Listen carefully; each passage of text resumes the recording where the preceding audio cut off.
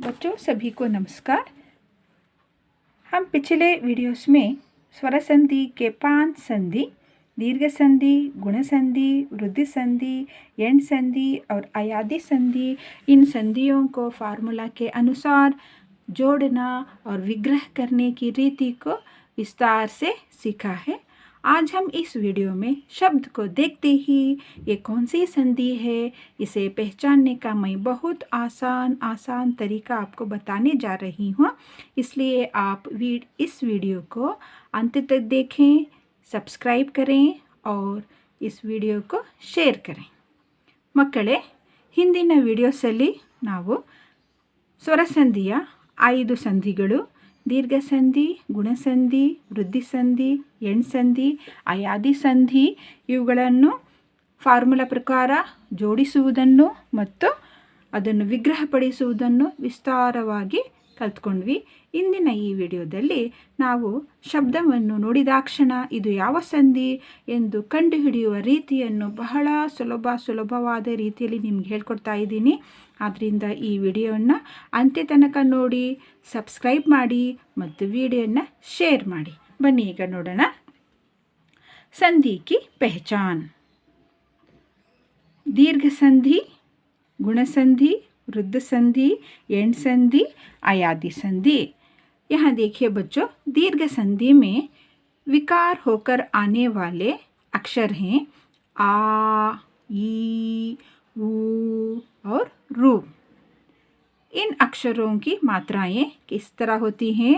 आ की मात्रा इस तरह लिखी जाती है, ई की मात्रा इस तरह लिखी जाती है, ऊ की मात्रा इस तरह लिखी जाती है और रू की मात्रा इस तरह।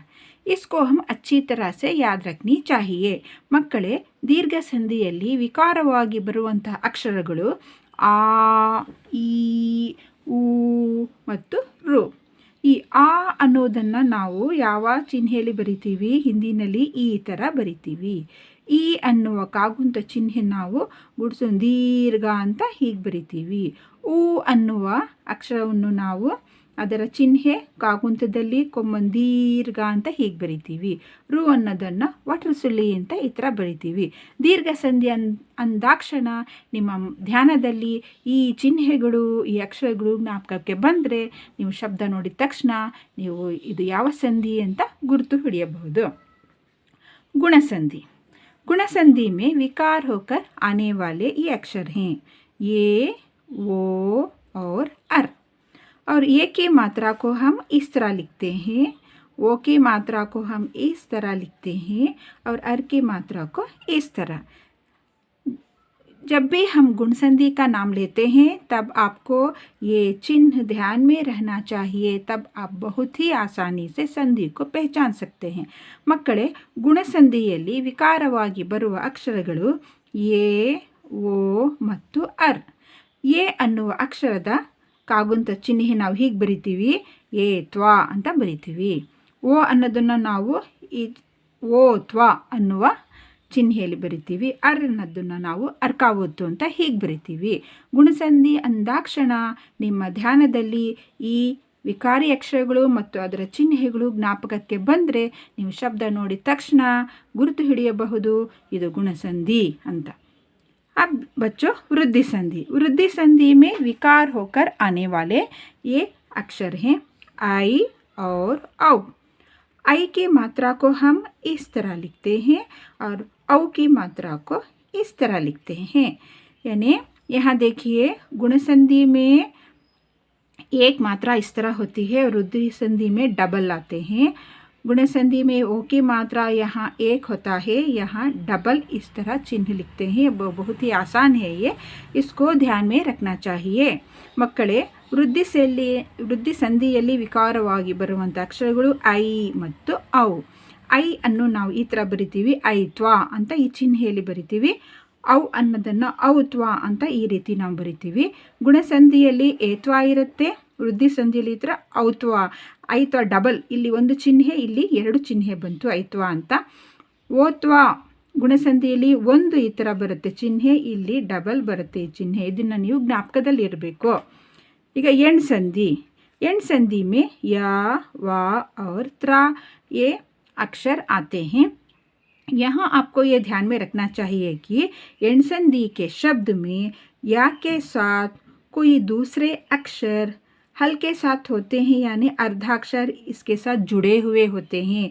या वा के साथ अन्य अक्षर आधे जुड़े हुए होते हैं, इस तरह जुड़े हुए होते हैं। इसको आप ध्यान में रखना चाहिए।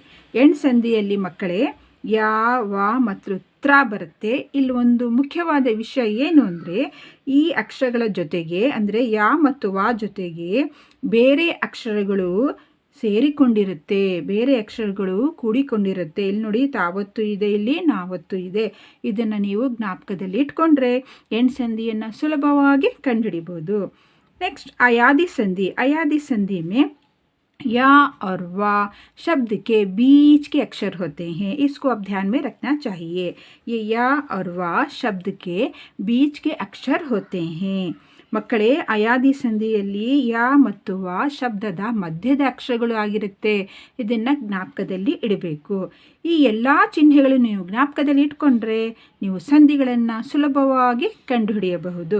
बच्चों, आप इन सभी चिन्हों को, इन सभी मात्राओं को ध्यान में रखने से आप शब्द को देखते ही बहुत ही आसानी से पहचान सकते हैं कि ये कौन सी संधि है। अब मैं आपको उदाहरण के साथ संधि को किस तरह पहचाना जाता है इसको बताने जा रही हूँ। आइए अब देखते हैं।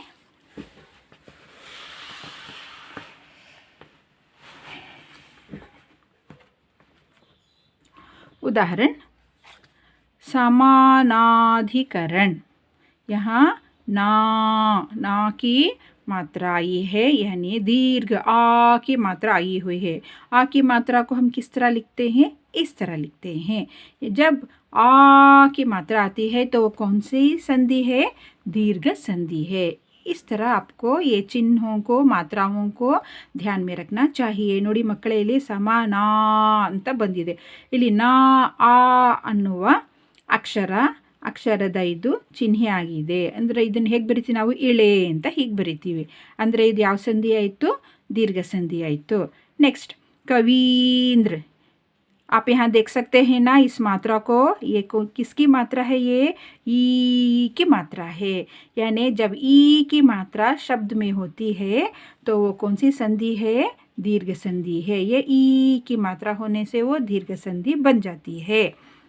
लघुतर, यहाँ कौन सी मात्रा है? दीर्घ की मात्रा है, यानी ऊ की मात्रा है। ये चिन्ह है ना, ये मात्रा ऊ की मात्रा है, ऊ, यानी ये दीर्घ संधि है। देन भूर्जा, आप देख सकते हैं ना, भूर्जा, यहाँ ऊ की मात्रा है, यानी इस तरह की मात्रा है तो ये दीर्घ संधि है। इस तरह ಇಲ್ಲಿ ನೋಡಿ ಮಕ್ಕಳೇ, ಸಮಾನಾಧಿಕರಣ ಆ ಅನ್ನುವ ಆ ಇನ ಚಿಹ್ನೆ ಬಂತು, ಕಾಗುಂತ ಚಿಹ್ನೆ ಬಂತು, ಆದ್ದರಿಂದ ಇದು ದೀರ್ಘ ಸಂಧಿ। ಇಲ್ಲಿ ಕವೀಂದ್ರ, ಇದರಲ್ಲಿ ಈ ಗುಡ್ಸುಂದೀರ್ಘ ಇದೆ, ಅಂದರೆ ಈ ಗುಡ್ಸುಂದೀರ್ಘ ಅನ್ನುವ ಚಿಹ್ನೆ ಇದ್ದರೆ ಅದು ಯಾವ ಸಂಧಿ? ದೀರ್ಘ ಸಂಧಿ। ಇಲ್ಲಿ ಲಘೂತರ್, ಕೊಮ್ಮಂದೀರ್ಘ ಅಂದರೆ ಅದು ಊ ಅನ್ನುವ ಅಕ್ಷರದ ಚಿಹ್ನೆ, ಕಾಗುಂತದ ಚಿಹ್ನೆ। ಇದು ಕಾಗುಂತ ಚಿಹ್ನೆ ಹೇಗಿದೆ? ಕೊಮ್ಮಂದೀರ್ಘ, ಅದರಿಂದ ಇದು ದೀರ್ಘ ಸಂಧಿ। ಇನ್ನೊಂದು ಭೂರ್ಜ ಅಂದರೆ ಊ ಕೊಮ್ಮಂದೀರ್ಘ ಬಂದಿದೆ, ಅಂದರೆ ಊ ಅನ್ನುವ ಅಕ್ಷರದ ಕಾಗುಂತದ ಚಿಹ್ನೆ, ಅದನ್ನು ಹೀಗೆ ಬರಿತೀವಿ, ಇದು ದೀರ್ಘ ಸಂಧಿ ಆಯಿತು। ಹೀಗೆ ಈ 4 ದೀರ್ಘ ಸಂಧಿಯ ಉದಾಹರಣೆಗಳು ಆಯಿತು। ನಾನು ಈ ಉದಾಹರಣೆಗಳನ್ನ ಇಲ್ಲಿ ಯಾಕೆ ಬರೆದಿದ್ದೀನಿ ಅಂದರೆ, ಪರೀಕ್ಷೆಯಲ್ಲಿ ಈ ಉದಾಹರಣೆಗಳು ಎಷ್ಟೋ ಸಲ ರಿಪೀಟ್ ಆಗಿದೆ, ಈ ಸರಿನೂ ಆಗ್ಬೋದು, ಆದ್ದರಿಂದ ಇದನ್ನು ಚೆನ್ನಾಗಿ ಜ್ಞಾಪಕದಲ್ಲಿ ಇಟ್ಕೊಳ್ಳಿ। ಈಗ ನೆಕ್ಸ್ಟ್ ಇನ್ನೂ ಬೇರೆ ಉದಾಹರಣೆಗಳನ್ನು ನಾವು ನೋಡೋಣ। ಇಲ್ಲಿ ನೋಡಿ ಮಕ್ಕಳೇ, बच्चों, परमेश्वर, यानी यहाँ कौन सी मात्रा है? ये की मात्रा है, यानी गुण संधि के विकार में आने वाले ये ओ और है ना, इसमें से ये ए की मात्रा है। ए की मात्रा को हम किस तरह लिखते हैं? इस तरह लिखते हैं, यानी ये कौन सी संधि हुई? गुण संधि हुई। और यहाँ जलोर्मी, ओ है, ये ओ की मात्रा है। जलोर्मी, ओ की मात्रा किस तरह लिखते हैं हम? इस तरह लिखते हैं, यानी ये गुणसंधि बन गई। यहाँ महोत्सव, यहाँ भी ओ की मात्रा है, ओ की मात्रा को हम इस तरह लिखते हैं, ये बना गुणसंधि। ಮಕ್ಕಳೇ, ಪರಮೇಶ್ವರ್, ಇಲ್ಲೇನಿದೆ? ಏತ್ವ ಇದೆ. ಏತ್ವ ಅಂದರೆ ಇದು ಯಾವ ಅಕ್ಷರದ ಚಿಹ್ನೆ? ಎ ಅನ್ನುವ ಅಕ್ಷರದ ಕಾಗುಣಿತದ ಚಿಹ್ನೆ ನಾವು ಈ ರೀತಿ ಬರಿತೀವಿ, ಅದರಿಂದ ಏನಾಯಿತು? ಗುಣಸಂಧಿ. ಇಲ್ಲಿ ಓತ್ವ ಬಂದಿದೆ, ಜಲೋರ್ಮಿ, ಓ ಅನ್ನುವ ಕಾಗುಣಿತದ ಚಿಹ್ನೆಯನ್ನು ನಾವು ಯಾವ ರೀತಿ ಬರಿತೀವಿ? ಈ ಥರ ಬರಿತೀವಿ, ಅಂದರೆ ಇದು ಗುಣಸಂಧಿ ಆಯಿತು. ಇಲ್ಲಿ ಮಹೋತ್ಸವ್, ಓತ್ವ ಇದೆ, ಓತ್ವ ಬಂದರೆ ಏನದು? ಓತ್ವ ಚಿಹ್ನೆ ಇದ್ದರೆ ಇಲ್ಲಿ ಗುಣಸಂಧಿ. ಈಗ ಇನ್ನೊಂದು ಓತ್ವಾದ ಚಿಹ್ನೆಯನ್ನು ನೋಡಿದ್ವಿ. ಈಗ ನಾವು ಇನ್ನೊಂದು ಅರ್ಕಾವತ್ತಿನ ಚಿಹ್ನೆಯನ್ನು ನೋಡೋಣ. महर्षि, ये सप्तर्षि, ये किसकी मात्रा है? ये अर की मात्रा है, यानी गुणसंधि में आने वाले अर की मात्रा को इस तरह लिखते हैं, सप्तर्षि महर्षि। यहाँ इस मात्रा को किस तरह लिखते हैं? ये इस तरह लिखते, अर की मात्रा को इस तरह लिखते हैं, तो ये बना गुणसंधि सप्तर्षि। इसकी मात्रा को हम इस तरह लिखते हैं, अर की मात्रा को, तो बना गुणसंधि। ये जो उदाहरण मैं यहाँ दी हूँ वो तृतीय भाषा हिंदी परीक्षा में कई बार प्रश्न पत्रिका में पूछा गया है, इसलिए उसी को मैं यहाँ उदाहरण के रूप में ली हूँ। इसको रोज़ आप प्रतिदिन अच्छी तरह देखिए, लिखिए और समझिए। ಮಕ್ಕಳೇ, ಈ ಉದಾಹರಣೆಗಳು ಪರೀಕ್ಷೆಯಲ್ಲಿ ಎಷ್ಟೋ ಸಲ ರಿಪೀಟ್ ಆಗಿದೆ, ಆದ್ದರಿಂದ ರಿಪೀಟ್ ಆಗಿರುವ ಅಕ್ಷರಗಳನ್ನೇ ಶಬ್ದಗಳನ್ನೇ ನಾನು ತೊಗೊಂಡಿದ್ದೀನಿ. ಇದನ್ನು ಚೆನ್ನಾಗಿ ಓದಿ ಬರೆದು ಕಲ್ತ್ಕೊಳ್ಳಿ. ಈಗ ನಾವು ನೆಕ್ಸ್ಟ್ ಸಂಧಿಯನ್ನು ಗುರುತು ಹಿಡಿಯೋಣ, ನೋಡೋಣ ಬನ್ನಿ. ಈಗ ನಾವು ಮುಂದಿನ ಸಂಧಿ ಬಗ್ಗೆ ತಿಳ್ಕೊಳ್ಳೋಣ ಬನ್ನಿ. ಏಕೈಕ್, ಇಲ್ಲಿ ನೋಡ್ತಾ ಇದ್ದೀರಾ ಯಾವ ಚಿಹ್ನೆಗಳು ಕಾಣಿಸ್ತಾ ಇದೆ? ಐತ್ವ ಚಿಹ್ನೆಗಳು ಕಾಣಿಸ್ತಾ ಇದೆಯಲ್ಲ, ಈಗ ಡಬಲ್ ಬಂದಿದೆ. ಐತ್ವ ಅಂದರೆ ಈ ಥರ ಚಿಹ್ನೆ ಬಂದರೆ ಅದು ಯಾವ ಸಂಧಿ? ವೃದ್ಧಿ ಸಂಧಿ. ಇಲ್ಲಿ ಸದೈವ್, ಇಲ್ಲೂ ಅಷ್ಟೇ ಐತ್ವ ಡಬಲ್ ಬಂದಿದೆ, ಅಂದರೆ ಇದು ಐತ್ವ ಅಂತ. ಐತ್ವ ಅನ್ನೋ ಈ ಥರ ಚಿಹ್ನೆ ಇದ್ದರೆ ಅದು ಯಾವ ಸಂಧಿಯ ಚಿಹ್ನೆಗಳು? ವೃದ್ಧಿ ಸಂಧಿಯ ಚಿಹ್ನೆಗಳು. ಇಲ್ಲಿ ಪರಮೌಜ್, ಇಲ್ಲಿ ಔ ಅನ್ನುವ ಕಾಗುಂತದ ಚಿಹ್ನೆ ಇದೆ, ಅದರಿಂದ ಇಲ್ಲಿ ಯಾವ ಸಂಧಿಗೆ ಸೇರುತ್ತೆ? ಇದು ವೃದ್ಧಿ ಸಂಧಿಗೆ ಸೇರುತ್ತೆ. ನೆಕ್ಸ್ಟ್ ಇಲ್ಲಿ ಮಹೌಷಧಿ, ಔತ್ವ ಇದೆ, ಇಲ್ಲಿ ಡಬಲ್ ಎರಡು ಚಿಹ್ನೆ ಬಂದೆ, ಆದ್ದರಿಂದ ಇದು ವೃದ್ಧಿ ಸಂಧಿ. ಇದು ಅಷ್ಟೇ ಪರೀಕ್ಷೆಗಳಲ್ಲಿ ರಿಪೀಟ್ ಆಗಿರುವಂತಹ ಉದಾಹರಣೆಗಳು. बच्चों यहाँ देखिए एकैक, यानी यहाँ आई की मात्रा इस तरह लिखा जाता है, यानी इस तरह। जब शब्द में इस तरह की मात्रा होती है तो कौन सी संधि बनती है? वृद्धि संधि। और ये सदैव, आई की मात्रा इस तरह है, यानी इस तरह। ये चिन्ह किस वृद्धि के विकारी अक्षरों में आता है? वृद्धि संधि के। परमौज, औ की मात्रा को हम इस तरह लिखते हैं, यानी ये बन गया वृद्धि संधि। और यहाँ वनौषध, औ की मात्रा को इस तरह लिखते हैं, तो ये बना वृद्धि संधि, है ना? अब समझ में आया ना? वृद्धि संधि ये भी तृतीय भाषा के प्रश्न पत्रिका में कई बार पूछे गए हैं, इसलिए मैं उन्हीं उदाहरण को आपको समझा रही हूँ। अब हम अगली संधि के बारे में जानकारी प्राप्त करेंगे। अब बच्चों, अब यहाँ देखिए,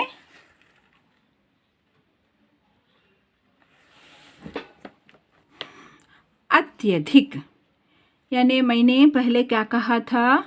एण संधि में या और वाक के साथ कुछ अन्य अक्षर जुड़े हुए होते हैं, याद है ना? यहाँ देखिए, अत्यधिक, या के साथ ये ता की मात्रा लगी हुई है। ता यहाँ हल के साथ है, ता आधा अक्षर यहाँ या के साथ जुड़ा हुआ है। अत्यधिक, यानी यहाँ ता के साथ इस तरह ता की मात्रा लगी हुई है, तो ये बन गया यण संधि। और यहाँ इत्यादि, यहाँ भी ताके या के साथ ता की मात्रा लगी है, हल के साथ ता आधा अक्षर जुड़ा हुआ है, यानी इस तरह जुड़ा हुआ है। या के साथ ता इस तरह जुड़ा हुआ है, इसलिए ये भी यण संधि।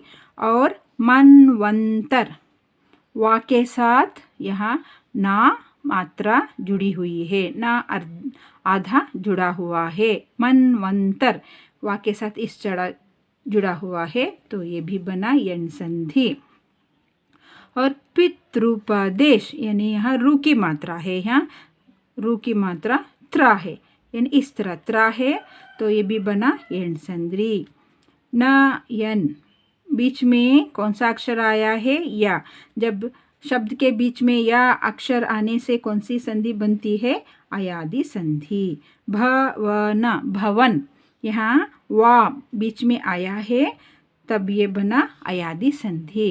ಮಕ್ಕಳೇ ಇಲ್ಲಿ ನೋಡಿ, ಅತ್ಯಧಿಕ್, ನಾ ಮುಂಚೆನೇ ಹೇಳಿದ್ದೀನಿ, ಜ್ಞಾಪಕ ಇದೆಯಾ? ಯಾ ಮತ್ತು ವಾ ಜೊತೆಯಲ್ಲಿ ಬೇರೆ ಅಕ್ಷರಗಳು ಸೇರಿಕೊಂಡಿರುತ್ತವೆ, ಆಗ ಅದು ಯಣ ಸಂಧಿ ಆಗುತ್ತೆ ಅಂತ. ಇಲ್ಲಿ ನೋಡಿ, ಅತ್ಯಧಿಕ್, ಯಾ ಜೊತೆಯಲ್ಲಿ ತಾ ಸೇರಿಕೊಂಡಿದೆ, ಈ ಥರ ತ್ಯಾ ಆಯಿತು, ಅಂದರೆ ಯಣ ಸಂಧಿ ಆಯಿತು. ಇತ್ಯಾದಿ, ಯಾ ಜೊತೆಯಲ್ಲಿ ಇಲ್ಲಿ ತಾ ಸೇರಿಕೊಂಡಿದೆ, ಈ ಥರ, ಆಗ ಇದಾಯಿತು ಯಣ ಸಂಧಿ. ಇನ್ನು ವಾ ಜೊತೆಯಲ್ಲಿ ನ ಅಕ್ಷರ ಸೇರಿಕೊಂಡಿದೆ, ಮನ್ವಂತರ್, ನ್ವಾ ಇದೆ, ಯಣ ಸಂಧಿ. ದೆನ್ ತ್ರ, ಇದು ಪಿತೃಪದೇಶ್, ಇಲ್ಲಿ ತ್ರ ಆಯಿತು, ಯಣ ಸಂಧಿ. ಇನ್ನು ಅಯಾದಿ ಸಂಧಿಯಲ್ಲಿ ಮಧ್ಯದ ಅಕ್ಷರಗಳು ಯಾ ಮತ್ತು ವಾ ಇರುತ್ತೆ. ನಯನ್ ಮತ್ತು ಭವನ್, ಇದು ಬಹಳ ಬಹಳ ಸರಿ, ಇದು ಪರೀಕ್ಷೆಗಳಲ್ಲಿ ಕೇಳಲಾಗಿದೆ, ಇದನ್ನು ಚೆನ್ನಾಗಿ ಇಟ್ಕೊಳ್ಳಿ. ಅಯಾದಿ ಸಂಧಿ, ಈ ಎಲ್ಲ ಉದಾಹರಣೆಗಳು ನಿಮಗೆ ಬಹಳ ಬಹಳ ಇಂಪಾರ್ಟೆಂಟ್. ಇದನ್ನು ಮತ್ತೆ ಮತ್ತೆ ಬರೀರಿ, ಕಲ್ತ್ಕೊಳ್ಳಿ, ತಿಳ್ಕೊಳ್ಳಿ. ಧನ್ಯವಾದ.